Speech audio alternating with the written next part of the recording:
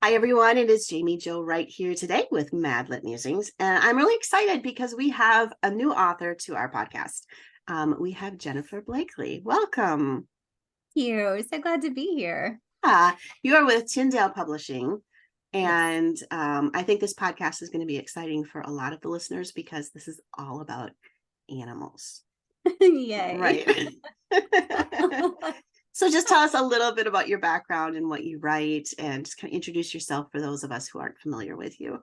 Absolutely. I jokingly say that I'm an accidental author. I have a master's degree in counseling and worked as a grief counselor for several years, and then ended up moving from St. Petersburg, Florida to Raleigh, North Carolina when I was pregnant with our first son, and stayed home with him. Added our daughter to the family soon after that, and then just started to pray about kind of what to do. I didn't feel like I was being called back into counseling, but needed to do something once the kids started back to school. Laundry and cleaning can only take you so far in a day. Yeah. So just started, considering what to do, started writing some curriculum for our church at the time. I'd always loved writing. I never thought about it as a career. It was just something I enjoyed doing, but there was a need for the church. So I started writing curriculum. About a year into that, I went to a therapy ranch. A friend who knew about my background in counseling had suggested, well, why don't you try this therapy ranch? Maybe you could volunteer out there. And so I went out to take a tour and learn about it. Forgot one key ingredient when you're going to work with children and horses is that it's kind of important to know something about horses, which I didn't. And it never occurred to me like that would be a thing. Minor details. Minor details. And so I was feeling kind of silly while I was there, kind of looking for my little exit. And I happened to come upon a blind horse. And on the tour, the ranch founder was telling us about this blind horse who God was using to help kids see a light of hope. And everything just kind of stopped for me. And I was so enamored with this blind horse named Joey and wanting to know more about his story. And so even though I didn't end up volunteering with the ranch, I ended up writing Joey's story. And it started off as a children's book in my head and then morphed into a nonfiction kind of memoir-like story. Yeah. And from that, God just kind of planted the seed of what are some other ways that people can see his loving kindness through animals? And Yeah. so it started this whole other career that I never knew I wanted. And now I can't imagine doing anything else. I love getting to write about faith and animals. I mean, not a bad way to spend my day. I don't know. It's just such a hard way to spend your day. Yeah, that's true. It's horrible. It's difficult, but somebody's got to do it. And we Yes. really Yep. appreciate you. So I guess I could say I also have two children, a 20-year-old son, a 16-year-old daughter, an amazing husband, and we're in the middle of renovating our laundry room. So I was learning how to do grout this weekend, and so that's a skill I didn't know I needed. But so we've been kind of in DIY purgatory. Right. We're getting there. Well, and then, now then if anything ever happens, God forbid, with your writing career, you could start a grouting business. Sure. I mean, there's lots of pros with this. Exactly. Oh man. There's something about animals though. I'm looking at the books that you've written, we had talked a little bit before we came and actually started recording. I always do that. We talk before we record, and then I'm like, shoot, we should have pressed record. But we were talking before we recorded that you're kind of like a memoir of the animal. Pet memoirist. Pet memoirist. Yes. Which is really kind of neat. But there's something innate about the relationship between animal and human, which is so hard to capture for people who aren't animal lovers. Mm-hmm. And I love stories like this because sometimes then it's a tangible way for someone who may not be a pet lover or an animal lover to see the impact that those animals can have. Very much so. The fact that an animal can reach some people in a way that another human couldn't. Right. And right. I feel like that has just been something that I see over and over again as I've interviewed people for the devotional series I do, Pawverbs, and then also the books I've done, the memoir books. Just seeing how God can use an animal at the right time in someone's life to impact them in a way that a therapist or, a loved one Mm-hmm. even can't. And Mm-hmm. it's such a kindness. Yeah. Yeah, it really is. And, my cat Foo is around here somewhere, and he's quite popular with my readers. Everybody goes online to look for their Foo fix for the week. But he, in relation to that concept is, I had been really sick several years ago, and long story, but my husband got me or gotten the kids this kitten, and the kitten adopted me. But it was funny because I would have seizures, and we were working through a time trying to figure out why. But some of them were induced. We knew they were coming on because you'd have this massive anxiety/panic starting to come that was Oh, completely wow. inexplicable. I couldn't explain why. It was just like that haunted house. You're going through a haunted house and you feel like something's going to jump out at you feeling. Yeah. And Oh, that would wow. start coming on, and that was the tell that a seizure was coming. Okay. And my kids learned really fast that when mommy started looking terrified, to grab Mm. Foo, the kitten, and give him to me. And it was just like this instant calm. And it was Um, so strange. They said after they got Foo, I had my seizures started to go down because they would get Foo and he would lay on my chest, and I would just, I don't know if it was a switch of mm, focus or if it was something about just the warmth. And it's inexplicable, wow. How do you explain that to someone? Right, exactly. You know? Exactly. And I've talked to a couple of people with kind of similar stories, and something Hmm. about the purring and just kind of Yep. like almost co-regulating with the cat and purring and Yeah. yeah, Yeah. wow. There's something therapeutic. And that's where I think God as the creator is so amazing Yeah. to Yeah, link those together absolutely. in such a neat way. Absolutely. Yeah. Yeah. That's so cool. All right. So we're really here to talk about, you have Pawverbs, which is a devotional book, and then you're coming out with a kid's version. Yes, yeah, I have the Pawverb series, and it was funny. Pawverb started as a just stories I would tell my kids. Okay. Like puns are my love language. I love a good pun. And one summer, I'd forgotten. I'd committed the unforgivable sin of forgetting to pack my kids' books for Oh, summer vacation. So ooh. they traveled with just a, a pile of books, and we forgot them. And so I'm like, okay, never fear. Mommy's here. Like, we'll just make up a story. It's fine. And we had a golden retriever at the time. We still Okay. do, but she was our Mhm. first one. And so I just kind of was like, well, what if we had this mama dog that was with her family, and they were going through the book of Proverbs, and so Proverbs, and that's Oh, kind of cute. how it came about. And so I was talking to my publisher one day and just mentioned, like, my first writing I ever did was these stories for my Yeah. kids. And so she loved the title.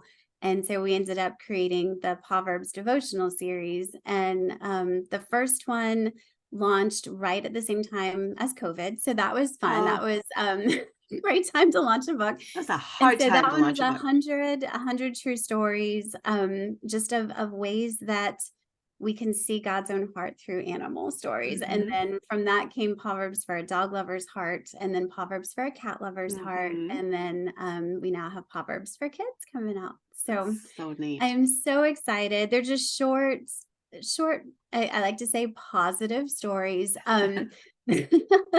That the people, adults, kids can kind of choose. I also love those choose your own adventure books as a kid, where Yeah. yeah, okay. Yeah. Those are And the so I'm like, you can best. kind of choose how you want to interact with this book. You can just read the story and read a positive, uplifting story. Hmm. uh, or you can go a little bit further, and there's a pause and ponder section. So or questions, and you can just kind of reflect on it. And then Yeah. there's a pause and pray, where you can go through a short prayer. So, and then there's beautiful photography with each one. So you could Mm. just read it like a coffee table book and just look Right. at some really cute animals. I know I'm looking at your website right now, and there's a picture of a kitten staring back at me, and I'm like, I want it. I will give it a home. Send it to me. I love it though.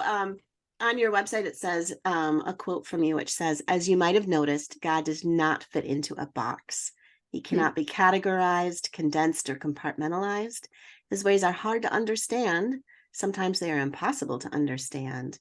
He is strong yet gentle, powerful yet meek, sovereign and yet gives us free will. He is just and yet delights in lavishing grace upon us. God is more complex than we could ever fully explore. And then I love this paragraph. The more I wrote about cats and their unique attributes, the easier it became to stop trying to force God and his ways to fit into the confines of my limited understanding.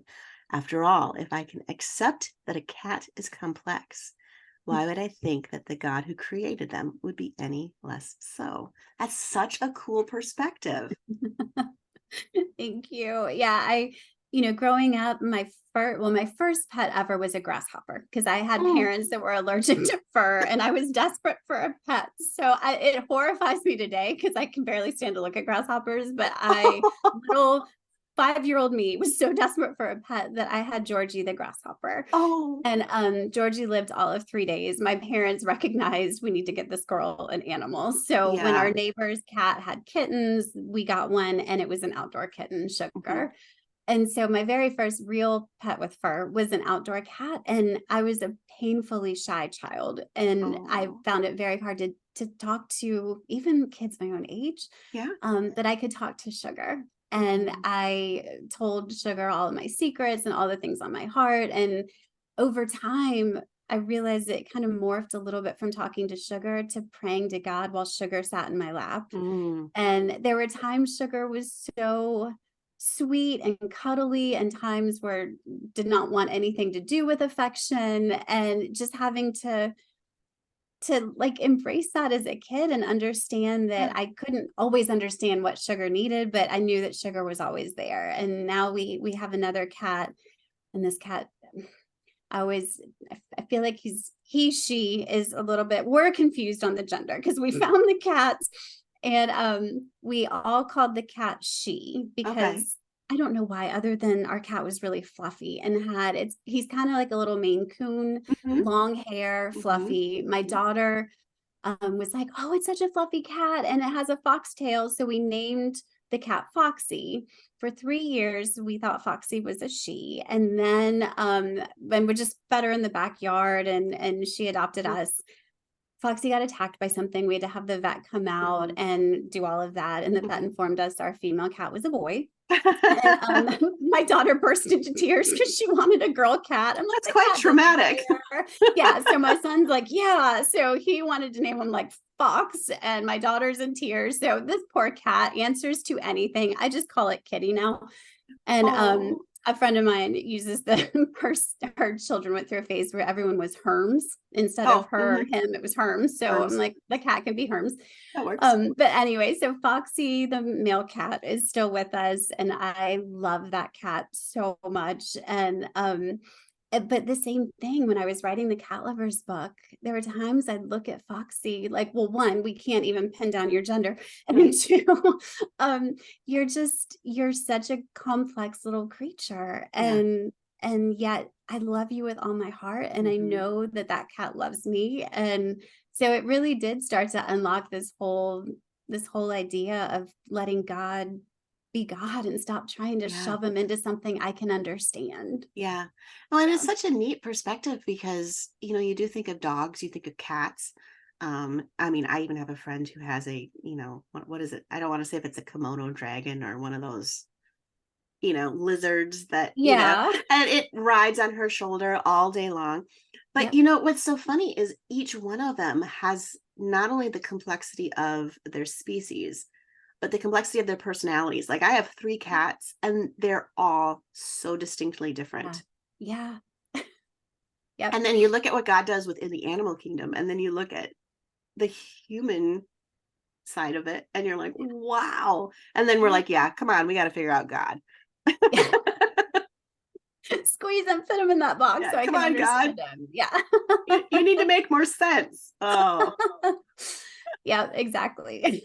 that's awesome. Okay, so here's one question for you though. Okay. And you can think on it if you need to. But why do you think God chose animals to be such a conduit to express his love and grace to humanity? Why did he choose animals and incorporate them and not just use human or something else? I think that's where people maybe that's where like the free will, the fact that animals are more instinct driven, Mm-hmm. is such a blessing because they just live and do it. As complex as they are, there's still certain things that a dog's going to do because it's a dog, Right. and it can't overthink things. What you see is what you get, and they're not deceptive.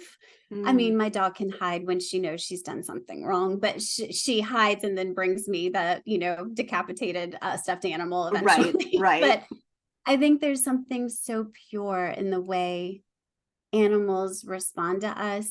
They're, other than some treats, some food and affection, they don't want anything from us. They just desire our presence. And I think that is such a gift, that they're not out for themselves. Yeah. They're just there. And I Yeah. think that's such a gift, and why therapy animals are so helpful is it's a ministry of presence. They're literally Mm. just being present with us. Yeah. They're not upset by our discomfort or our tears. They're fine, and they welcome us to be who we are. We don't have Yeah. to hide or pretend with them. They see who we really are, and they accept us for that, which is like God does. Yeah. And so I think pointing us to God's own heart, which is why I think therapy animals are so just such a gift, is that an animal that's been trained to meet a person where they are Mm-hmm. and just be with them in the middle of it. Mm-hmm. That points, I mean, I can't think of anything that points someone's heart to God more. That if we let him, that's what God, he wants to just be with us Yeah. in it. Yeah. And I think that is such a gift from animals. Yeah. And it's true, because when you look at the animal as they come alongside of you, and like you said, the ministry of presence. And so often that's the ministry that God gives of himself, is his presence. It's not I'm going to fix this at this point. Yeah. It's just, I'm going to walk with you. I'm just going to Yeah. be here with you. Yeah. That's pretty cool. I love that. I love that. And I think it's from that overflow then, we sit with him. I think of Jesus at the well with the woman, like he was with her, he was sitting with her, he was present with her. Right. When she really saw who he was, she was changed. But Mm-hmm. it started with just that, being present with her Yeah. first. Yeah, absolutely. And I think that's the relationship too. I mean, we long for that relationship that doesn't have the discrimination of judgment on our own actions or thoughts. And I think that unconditional love that an animal shows is a really good picture of the unconditional love that God shows. Very much so. Yeah, absolutely. Okay, so we have Pawverbs, which is the devotional book that is available now. And then we have Pawverbs for Kids, which is coming out in September. Yeah. So real soon, because we're recording this the last week of August. So we're just talking a couple days and it'll be out. So, okay, so for animal lovers, if I'm not a cat person and I'm more of a dog person or a horse person or a parakeet person or a fish person, do we have a broad array of animals featured in this book? Yes, in the kids book, there is even a bearded dragon. There's a guinea pig. There's even a fish, actually. Hey, there you go. So yes, we run the gamut of animals in the kids book. I think they start to run together. I think there's a gecko, and we actually Tyndale asked for 60 stories for the kids book, and then when we put all the pictures and everything, it was going to be like kids were carrying a dictionary around with them. Sure. So we split it in half. So there's 30 Pawverbs for Kids coming out in September, and then next spring there'll be 30 more Pawverbs for Kids. Oh, so fun. Great. Yeah, in fact, in the next one coming out in the spring, there's a chicken. So there's a chicken story. Chickens are becoming so popular. For real. Chicken Instagram. Have you ever gone on to chicken? That's the thing. Yes. Isn't like one of the hashtags Chickstagram or something? I might be wrong on that. I think so. I mean, that might get us to somewhere we might not want to go. Maybe don't search that hashtag, because I'm not sure. No, my friend has chickens, and we go to their house every year for spring break. Our families get together, and that's just kind of our spring break week. And after we were there one year, their chickens, they hatched. They had some eggs hatch, And so they have all these little golden chickens running around. Well, there were 4 of them that they kept, and they call them by our names. So when we're up there, you'll be out in the yard and I'll hear somebody going, Jamie, stop it, Jamie, get away from me. I'm like, what? I'm not doing anything, but it's the chicken. But they are such funny pets. They are such funny They pets. really are. And I had no idea that they have such Me personalities. too. And yeah, I've I learned a know. lot about chickens. Uh-huh. Uh-huh. I will say I've picked up a few of them now that I've been at their farm, and they're not the most cuddly. No, they're surprisingly light though. They I was are. shocked at how light the Yeah. whole hollow bone thing. Yeah. Yeah. Yeah. That's very fascinating. My son has a pet salamander, a little bit Oh, like you and your grasshopper. okay. It was one of those things, he was outside and he found it. And we had a 10-gallon aquarium, so it's sure you can bring him in. And we're, pretty much expected it to last 3 days. I Yeah. think we're going on year 6 or 7 now. Oh my word. And Mandy, Wow. the salamander, has I don't know if it's a Herms, because how do you tell what a Right. salamander is? Right. We call it a her and then we call it a he, and it's just Yeah. gender's undetermined. But he, she, it has its habit. And my son, you have to feed him a certain amount of times. You can't overfeed him. And we've been starting, we did all the research, right? Yeah. So he has Friday nights, he goes in to feed Mandy. And you can go in almost any time of the week and where's Mandy? It's hiding under a rock. It's hiding here. Can't find it. But Friday nights, she, it, he is right there waiting Real. Oh, and kind wow. of just going back and forth, waiting for my son to come with the earthworm or whatever the food is for the night. Oh, boy. And it's the most fascinating thing. And I'm like, how long does these things last? And I looked it up and like, they can last for like 20 years. Really? I was like, oh, okay then. Okay. All right. Okay. So we're taking out stock in earthworms, I guess. That's awesome. But yeah, it is interesting how pets get under your skin. And I never thought we'd get attached to a salamander. My kids have a bearded dragon, and I Okay. had said no reptiles for the longest time. And Mm-hmm. his name is Captain Tim. There's a story, I can't remember why. I call him Jabba the Hutt because he just Oh, lays on his sure. hammock. And I'm like, buddy, are you having a good life? Like, is this Yeah. what you thought it would be? You okay in there? Like, he just chills on his hammock, gets some sun, eats some crickets. Like, Yeah. I guess he's Yeah. doing okay. Oh, that's so funny. It's just so funny to see what kids get attracted to. I did have to draw the line though. My son wanted to get a tarantula. Oh, I'm not okay. a spider person, and I know that, Right. no offense to the people listening who somehow find them endearing.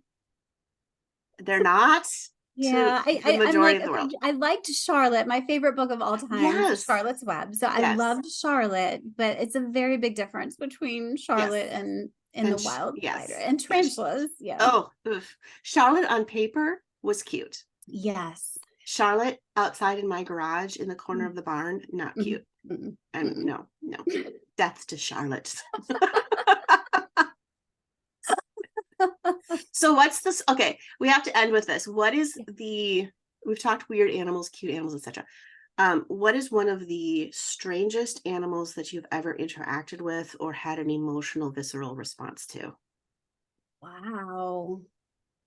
Oh, actually, no, I do have an answer to this one. Okay. Have you ever seen a soldier crab? No. Or, okay, technically, they're probably you would more like hermit crab. Okay. Okay. Yep. So my mom is from the Cayman Islands, Okay. and we just went down there. We used to go every summer to visit family, and I loved getting to do that. We hadn't been in 20 years. So we Okay. just went this past July and got to go back, and I'd forgotten about soldier crabs. So they look like a hermit crab. They live in something called a whelk shell. Okay. A whelk shell, WELK. And they will outgrow their shell, so they start teeny tiny, and Mm-hmm. then they get a new shell and a new shell, and so they run the gamut. You can have soldier crabs as small as like a penny or as big as like a coconut. Okay. And they both fascinate me and freak me out all at the same time. And the big ones really freak me out. They're just Yeah, that's a It just little looked large. too big. Yeah. And at night, you'll hear them kind of marching through the coconut leaves. And we were staying at a cousin's house, and she, instead of like composting stuff, she just Mhm. puts leftover food out for the soldier crabs. Oh, And funny. so she had a little note, like at night, just any food you didn't eat, just throw it to the soldier crabs. And she has a little soldier crab feeding area. And so I was so fascinated to go take this like mango, like whatever we had, and you throw it out and you just hear them coming from the forest, from the sea grape trees, and just the Oh my sound of like gosh. hundreds of soldier crabs that come marching. And then within an hour, all the stuff we'd given them was completely gone. Oh my And you have goodness. itty bitty ones, and then you have the giant kind of freak you out ones. And so I would get really emotionally invested in the little ones, wanting them to have a turn, Right. And so Yeah. I'm like cheering on the little crabs and kind of really wigged out by the big ones. And that was our nightly that was our nightly activity. We were all I so love it. excited, like, oh, it's time to feed the soldier crabs. So Forget that's TV, probably forget family night movies. We're gonna go feed the soldier I'm just crabs. gonna go watch the soldier crabs. Exactly. So not the most cuddly spiritually moving animal encounter, but it was still pretty fun. I think I'm sensing another devotional where you talk about the hunger for the Lord should be that of a soldier crab for the I like mango. that. I like it. Or That's you can good. be really hungry for trash or really hungry for good things. Oh, look at Wow, you. look Okay. at us. All All right. We'll right. talk later. I like it. That's awesome. My friend sent me a bag this year. You know how they have those bags where it's like books, coffee, cats, or books, Yeah. coffee, dogs. And she sent me one, and everybody asks me this: what on earth? Because mine says books, coffee, antelope, and Okay. it's a joke because when I was a kid, I loved nature shows, right? But I Okay. was not allowed to watch them because I would get so emotional. I would be inconsolable every time a lion or a cheetah would kill an antelope. It was Okay. like save the antelope became my mantra as a little kid. And I seriously, I think my mom had me stop watching them until I was probably in high school. Because Oh, even wow. in junior high, I would just weep and cry. She's like, this is not working. This is not Oh. educational for you. This is trauma. So I told my friend Oh. about it, and she sent me this bag. She's like, books, coffee, antelope. And everywhere I go, people stop me like, antelope? Antelope? Love it. So we'll have to get you one that says books, coffee, and soldier crabs. There. Yeah, that same trip, there was sea turtle nest. I was so hoping we'd get to see Oh, turtles hatch, but we missed it by no. 3 days. So Oh, that was oh, a little bummer. baby turtles are just Oh, the adorable. absolute cutest. Yes, yes. Oh, we were so ready. We're like, we're gonna like, just Oh, help them get to the ocean yeah, and yeah. yeah, but it Chase was all the something. birds away so they don't eat the Yeah. baby turtles. I know. Oh, fun. Jennifer, this has been an absolute blast, and I think we could probably talk about animals for a couple more hours. Undoubtedly, yeah. But for the sake of the podcast, we will stop. So if everybody who's listening is interested in any of your books, where can they go to find those, and how do they find out more about you and your ministry and all of that? Sure. So books wherever you like to get books from, you can find Pawverbs. I have a couple horse themed books and a new therapy dog book coming out soon too. So, the hashtag Pawverbs will probably get you wherever you want to Hmm. go. And then I'm JenniferBleakley.com and on social media. Again, just hashtag Pawverbs, you'll find me. They'll find you. All right, awesome. Well, thank you so much for being on the podcast today. This has been Oh, an thanks for absolute joy. having me. It's been a blast.